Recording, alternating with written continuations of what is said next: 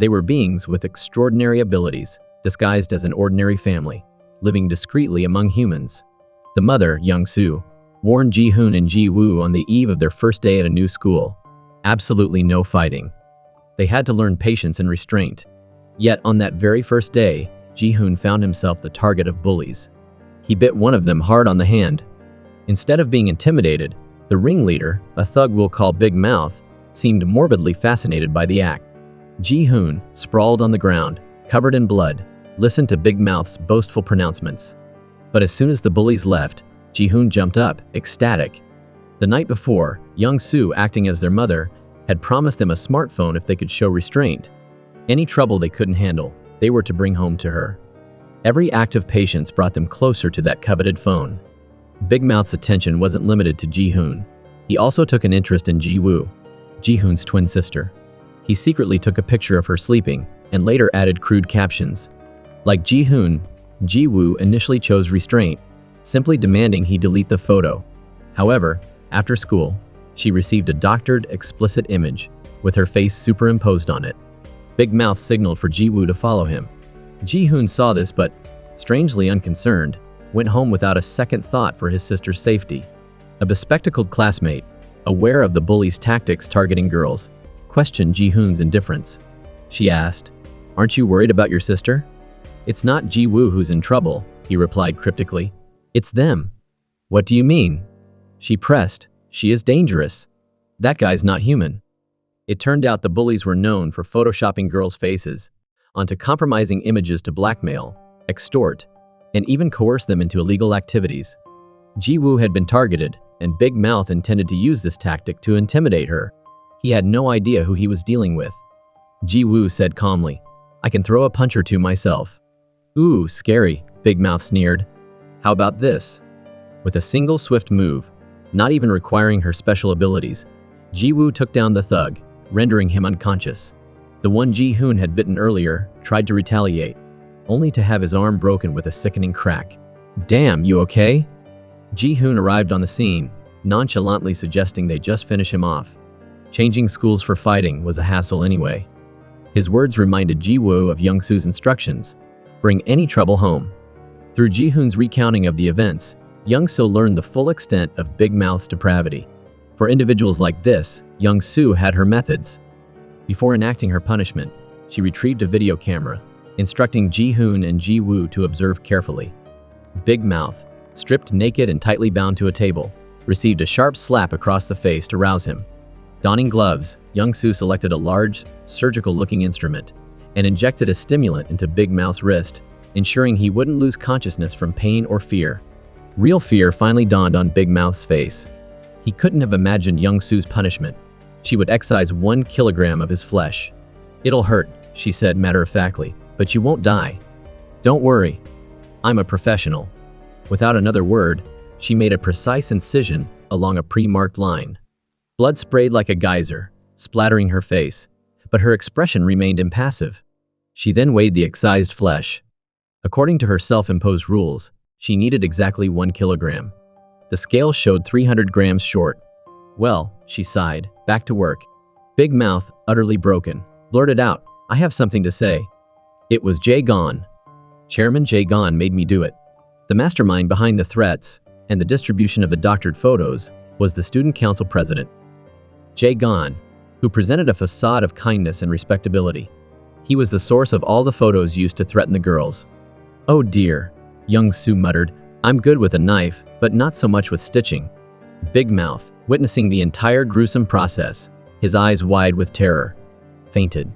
Young-soo turned, offering a cryptic smile to her children. Ji-hoon returned the smile, while Ji-woo ran outside to vomit.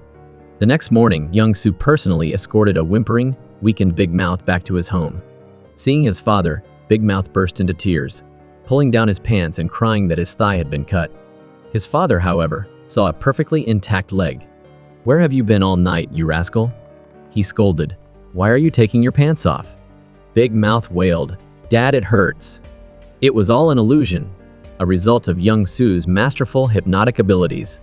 More than simple hypnosis, it was a deep intrusion into the mind, a complete manipulation of memory and perception.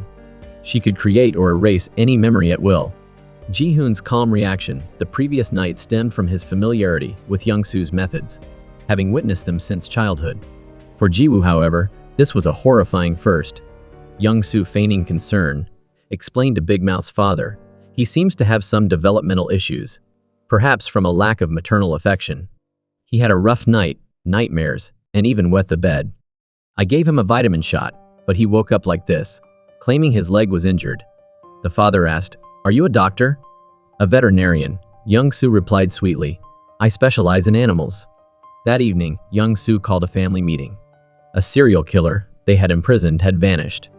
The lock had been opened from the outside, indicating a deliberate release. Just as their grandfather was about to speak, the phone rang. It was the killer. He claimed to have witnessed and recorded Young-soo's actions with Big Mouth, using a micro camera on his watch. "I'm back?" Young-soo challenged, "Go ahead and watch it then." The killer, panicked, replayed the footage he was so sure he'd captured. To his horror, he'd only recorded a normal scene. He hadn't realized Young-soo's powers were ineffective against electronic devices. Brushing it aside, he announced a gift waiting for them in their car. The father opened the trunk to find the body of a woman the killer had murdered. "Now you know who I am, right?" he taunted. "Scared yet?"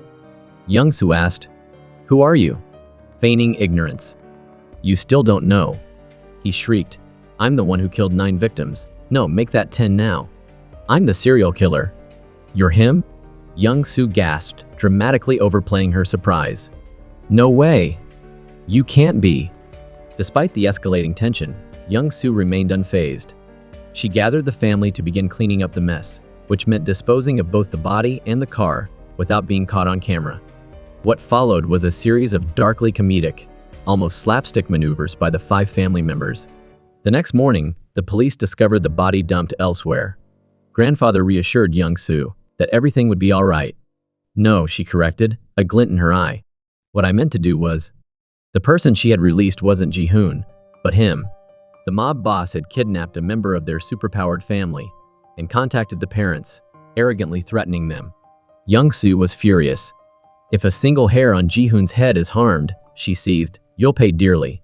To free their family member, Young-soo was forced to use her powers on the mob boss's wife. Ripples of energy pulsed outwards. The woman, holding a gun, suddenly lost control of her arm, involuntarily shoving the weapon into her mouth. Grandfather, however, cautioned her. "She's still the children's adoptive mother," he reminded her. "Don't let your heart become a hell." Young-soo, looking back at the woman one last time, relented. She didn't know this act of mercy would come back to haunt her. Years ago, seeking a normal life, the superpowered individuals had formed this pseudo-family, opening a veterinary clinic in the city. They thought peace would last, but the appearance of the dead body shattered that illusion. That night, while imprisoning the killer, Kang Song, the grandfather, discovered the body in the trunk. He considered it the end of the matter, but then realized it was an opportunity to strengthen their family bond. Adversity, he reasoned, would reveal their true unity. If they worked together to catch the killer, they would become a real family. So Kang Song had secretly released the killer to spice things up, planning to recapture him later. Ji-hoon had handled the school incident well, showing restraint, earning him a laptop from Young-soo. That night, Ji-hoon secretly observed Young-soo's activities. Later, locking his door, he retrieved 3 laptops from a locked drawer and, using his exceptional hacking skills, infiltrated the student council president's computer, finding information about the person behind him. He discovered the man's name, No One, the head of regional development. Beyond his professional life, No One used compromising videos and photos to blackmail female colleagues, forcing them into unwanted relationships. But his reign of terror was about to end. Ji-hoon had exposed his secrets, and Young-soo's family wouldn't tolerate such depravity. The killer, still puzzled by the discrepancy between his memories and the recorded footage, suddenly remembered the name of the student Young-soo had dealt with. Searching social media, he found a photo of the student with his father, Hey Pal, a notorious gangster. Young-soo's powers had inflicted lasting psychological damage on the student, trapping him in a vivid, recurring hallucination of being restrained in a classroom, while Young-soo and her family brutally tormented him. The killer sent the video he had managed to record to Hey Pal. The next day, the killer received a call from Hey Pal, who cryptically informed him he had a visitor. Meanwhile, Ji-hoon confronted the student council president on the rooftop, revealing that his secrets were out. Both he and No One would face retribution. He then called young Sue, telling her he had some adult business requiring her assistance. Oblivious to the impending danger, No One harassed a security guard in a parking garage. The guard's daughter was one of the girls he'd been tormenting, making their lives a living hell. But their luck was about to change. While feeding stray cats at the veterinary clinic, the girl encountered Cheol Hui, young Sue's husband. "That cat won't eat," Cheol Hui remarked. "I wish it could talk." "If it could," the girl replied, "would you help it?" "If it's something I can do," Cheol Hui responded, "I will." The girl confided in young Sue's family, revealing No One's crimes. Just then, Ji Woo arrived home from school. Young So, sensing something amiss, realized Ji Hoon and his friend, Min Jong, had been kidnapped by Hey Pal. Hey Pal had intended to abduct both twins, but mistakenly took Min Jong instead. With Ji Hoon as leverage, he was confident Young So would comply with his demands. His son's debilitating, unexplained condition, resistant to all medical treatment, fueled his rage. He swore vengeance on Young Sue's entire family. He gave Young Sue an address, insisting the whole family come. Now facing two crises, Young Sue instructed her husband to rescue Ji Hoon, while she impersonated the security guard's daughter and met with No One.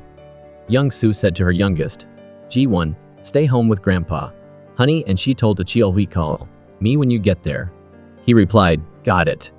Cheol Hui and Young Sue sprang into action simultaneously. He headed alone to Hey Pal's hideout, while Young Sue, dressed provocatively and carrying a travel bag, knocked on No One's door. "You trying to get yourself killed?" No One snarled, opening the door. "What took you so long? Who are you?" Young Sue answered innocently, "I'm here for Dukion Ji." "Is that okay?" No One leered, "We'll see about that," pulling her inside. Meanwhile, Cheol Hui arrived at Hey Pal's lair. Ji Hoon's father called Young Sue in front of Hey Pal, putting her on speakerphone so Ji Hoon could hear her voice. She asked her son, "Are you all right?" Ji Hoon replied, "I'm okay, Mom. Dad will take care of things here, so just hold on." Hey Pal overheard Young Sue's parting words. "Remember, absolutely no killing." He scoffed. "They kidnapped my son. I can't just let that go." Cheol Hui said grimly, "Then we'll make them wish they were dead." After ending the call, Young Sue ushered Hey Pal and his son inside, while Cheol Hui instructed Ji Hoon, "Stay put. Don't move a muscle." He prepared to use his superpower. "Almost ready," he muttered. "Close your eyes. It'll sting a bit." Ji Hoon asked, "Just you, Dad?" A hint of worry in his voice. He knew his father's powers could be unpredictable. Dad Bake casually removes his jacket, stretches, and then, with lightning speed, disarms the mob boss and skewers his baseball bat with the confiscated knife. Panic ensues. The mob boss orders his men to attack, but Dad Bake takes them down one by one with swift punches, incapacitating the entire group in under a minute, following his wife's instructions to a T. Remember, back in his Special Forces days, Dad Bake was just as formidable a fighter as Mom Bake. This family doesn't mess around. Just when the mob boss thinks he has the upper hand, he uses Ji Hoon as a hostage. But Dad Bake, unfazed, signals his son to use a clever trick he taught him, a thumb dislocation technique to break free from the ropes. Ji Hoon, understanding the signal, effortlessly escapes and takes down the goon holding him. Turns out, Dad Bake has been secretly training his son in some slick moves. He then delivers a swift kick to the mob boss, knocking him unconscious and defusing the situation. The Bakes return home safe and sound, much to the frustration of the fuming serial killer watching from afar. The next day, Dad Bake and Grandpa taunt the serial killer, reminding him that while they delivered the body, they kept the murder weapon, a hammer potentially covered in DNA evidence. This sends the serial killer into a rage, sharpening his knives and vowing revenge. Meanwhile, the police are also on the hunt for the killer. To quickly close the case, a scapegoat is arrested. The detective in charge knows this isn't the real culprit and confronts his superiors, but they brush him off, eager to wrap things up. Determined to find the truth, the detective continues his investigation alone. Reviewing security footage near the police station, he notices a yellow veterinary clinic van. Following this lead, he quickly finds the Bakes clinic. Under questioning, the family denies any involvement. However, the detective spots ropes similar to those found at the crime scene and notices mud on their van, raising his suspicions. Lacking concrete evidence, he retreats for the time being. A few days later, the detective returns to the clinic, directly asking Dad Bake about the ropes. Dad Bake remains tight-lipped, but the detective finds a cut piece of rope near a cage, the very rope used to tie up the serial killer. Despite this, Dad Bake continues to deny everything. At that very moment, the serial killer arrives, intent on dealing with Dad Bake. Seeing the detective emerge, the killer assumes the Bakes have ratted him out and threatens their small dog. But the dog, no ordinary canine, bites the killer on command, causing him to drop the pup. As Dad Bake lunges to catch the dog, he bumps into a cabinet, sending a cascade of animal masks tumbling to the floor. The serial killer attacks the detective and tries to flee, but Ji-hoon knocks him unconscious with a well-placed punch. Seeing the masks and the Bakes gathered together, the detective realizes they are the costumed figures who delivered the body. Just as he connects the dots, Grandpa Bake knocks him unconscious from behind. Things just got a whole lot more complicated. Elsewhere, Mom Bake notices a connection between the corrupt official Jang, student president Jae-gon, and the mob boss. They all wear the same cross-shaped bracelet from a specific church. She visits the church and learns from the pastor that Jae-gon is registered as his son. Mom Bake confronts the pastor about Jae-gon's misdeeds, revealing how he uses manipulated photos to blackmail female students and collude with Jang to sell their personal information. The matching bracelets further fuel her suspicions about the church's involvement in something sinister. The pastor's feigned piety only deepens Mom Bake's disgust, leaving her with a growing sense of unease. After knocking out the detective, the Bakes find themselves in a predicament, with both a cop and a serial killer tied up in their clinic. Dad Bake comes clean, explaining everything to the detective and revealing the serial killer as the true murderer. As proof, he plays a recording of the killer's confession over the phone. The killer tries to deny it, but the detective notices a cross necklace on his ankle, belonging to the latest victim. Convinced, the detective believes the Bake story. They release him and return his gun, but then, Mom Bake drops a bombshell. While the serial killer committed the most recent murder, he's not responsible for the previous ones. She shows the detective photos of the victims, each marked with a number, received in the mail that morning. The 10th photo? Mom Bake herself. She then reveals the truth about her past in a special ops training unit, where each member was assigned a number. Her number? 10.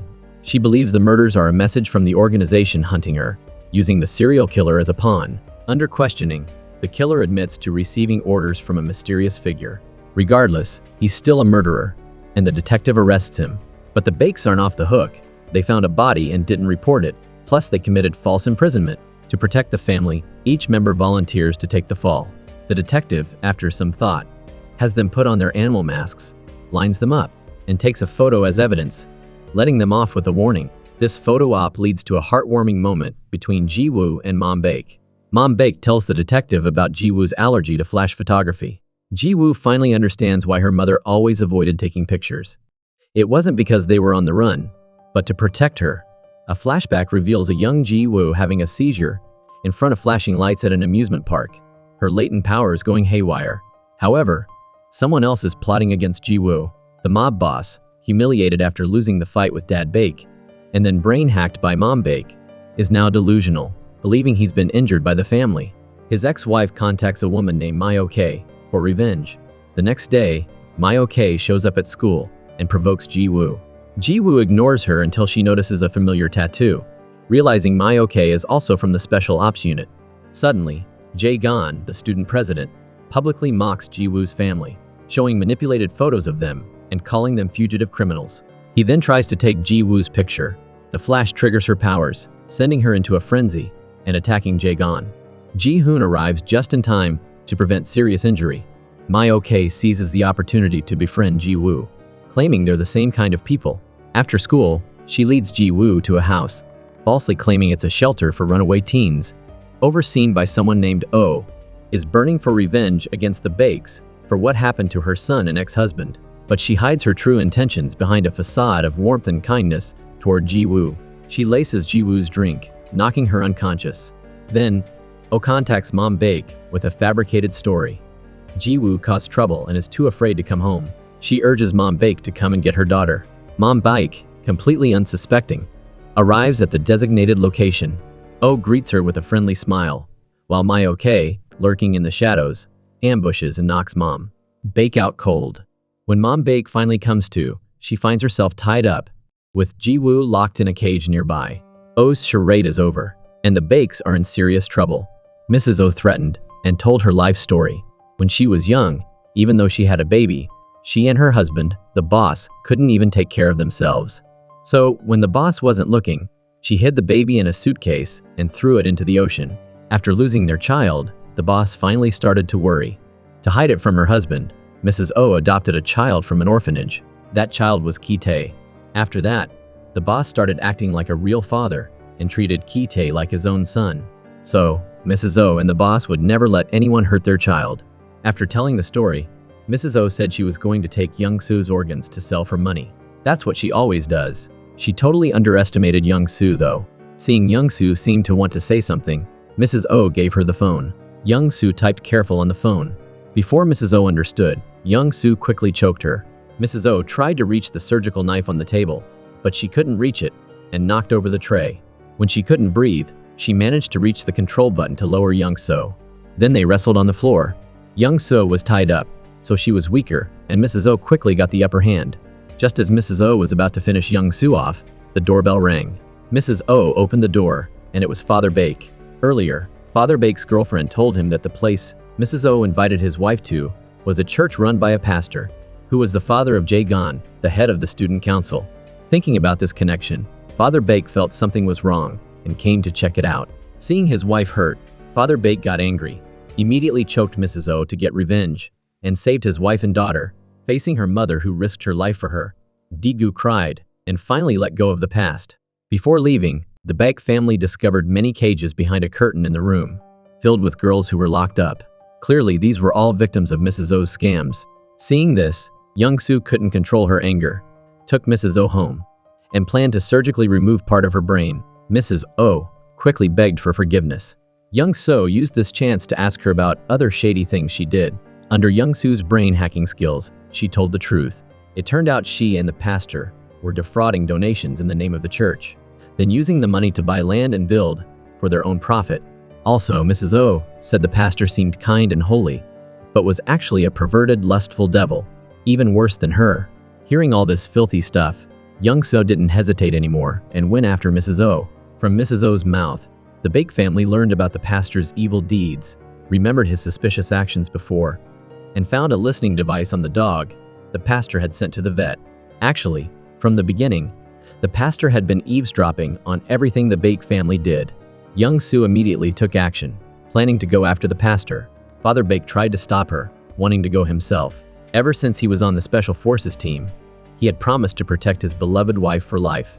Unexpectedly, while kissing her husband, Young Su injected him with a sedative. She knew this trip was very dangerous and didn't want her husband involved. Late at night, Young Su went to the church alone, throwing the listening device she found in front of the pastor. Seeing this, the pastor stopped pretending, even showing Young Su the police officer he had kidnapped. Young Su revealed her Special Forces team number on her chest. The pastor calmly greeted her. It turned out he was also a member of the Special Forces team, number 11 after Young Su, and also the real serial killer. The purpose of the killings was to lure the Bake family out. Young Su didn't waste any more words and planned to use her brain hacking skills to control the pastor. Unexpectedly, the pastor was completely unaffected, even moving his hair to the side, revealing half of his ear was missing. Beside his ear was his Special Forces team number. Young Su remembered that years ago, in the Special Forces team, her husband had cut off part of a member's ear during training. It turned out the pastor in front of her was that member. After speaking, the pastor threw a knife and a rope to Young Su, threatening the little dog's life, demanding that Young Su choose. To save the little dog, Young Su didn't hesitate and sat down, tying herself up with the rope, asking what the pastor's real purpose was. The pastor replied that it was about the children. He wanted to know whose child, his or Young Su's, was better trained, who had truly awakened. The so-called awakening was the explosion of dark power within the children's bodies. While Young Su was facing the pastor, Ji-hoon and Ji-woo received a call from Jae Gon, the pastor's son. Jae Gon used his bullying at school as a threat, demanding the two siblings meet him. After meeting, when Ji-woo tried to fight Jae Gon, Ji-hoon stopped her and admitted that while Ji-woo was training with their grandfather, he had also been secretly trained by their father. Therefore, his fighting ability was not inferior to Ji-woo. After speaking, Ji-hoon told his sister to step aside, and he stepped onto the spinning platform, facing Jae Gon.